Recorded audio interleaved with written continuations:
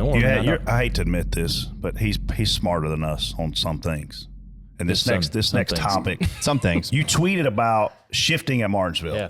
So the gear levels were built based on a horsepower package that NASCAR was moving toward. Then NASCAR changed the horsepower package. Yeah. They went up in horsepower, which we were happy about. Right.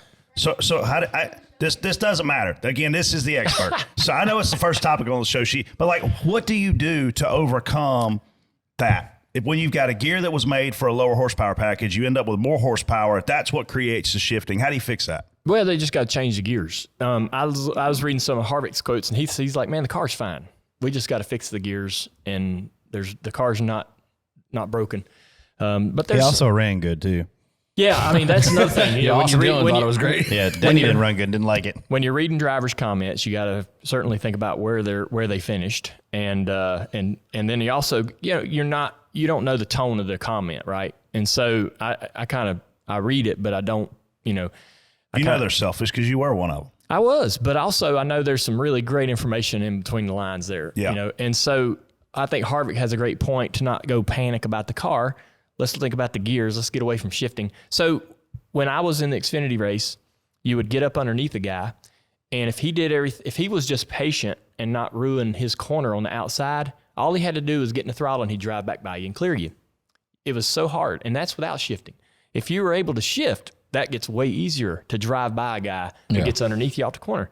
So passing is even harder. And that's what we saw. Like, you wouldn't even get a run on a guy. If he made a little mistake in the corner, he would recover through the shifts, right? And so what we need to do is try to figure out, they're not even using fifth gear, I think. They're running fourth gear. Yeah, they're not even using.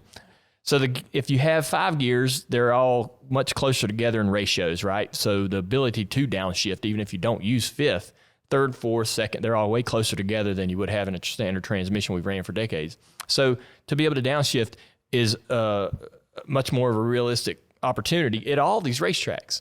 And so, all the short tracks that we go to. So they can't build a differential.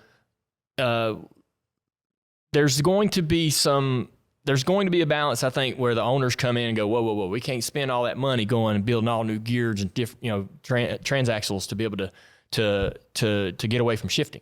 That's going to cost a lot of money. Every team's going to have to buy all this stuff. And Denny's talking about how it's hard to even get parts for this. Can't even get the parts we need now or the parts we have now. So trying to get more parts or new parts entered into the thing. The owners are going to push back against the expense, but they have to get away from shifting. They have to change the gears. They have to figure out how to do that in an economical way. It's not going to happen. It's not on the shelf right now. It's not something they can walk in the back of the shop and grab. All this stuff, this is going to be a process. We're lucky we don't have that many short tracks on the schedule because this ain't going to get fixed overnight. It's going to take a little bit of time. I mean, we're going to be shifting at Darlington, it sounds like. You think? I maybe think down so. in 3 and 4. As a driver, you're going to hit start finish line. It's going to sound like you're a Pocono back in the day.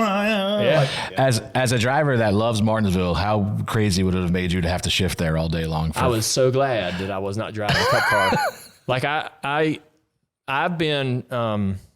In full disclosure, I've been working with a team to get some test time there. They're going with the organizational test, and I think there's a wheel force car that I got an opportunity to drive. I don't want to do it.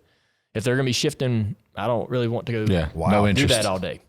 So, and plus, what I would need, it would take me a couple hours to get up to speed. They can't learn nothing while I'm doing that. They need one of their guys in there that knows and is experienced with that to be able to do it right. But I wouldn't want to have been out there shifting and carrying on. That would have been so frustrating. Number one, you're doing a lot of work that you necessarily don't do. You don't want to be shifting. If you'd rather just not be shifting. You're pulling your hand off the wheel, and you're downshifting in the corner and trying to match revs and trying to get in the corner deep enough to you're braking as well, thinking about how much brake pressure to use, and put another car around you. You're dancing, right? Your feet are dancing down there in the bottom of the floor, and so you're probably not running any corner the same twice.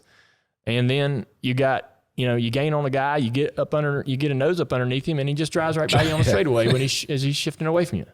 It's that'd have been. I don't know how the drivers got out and were as calm as they were, and articulate as they were in the comments that I saw. Yeah, I figured it would have drove somebody been crazy. Yeah, you were screaming on Twitter. I was a little bit. Yeah.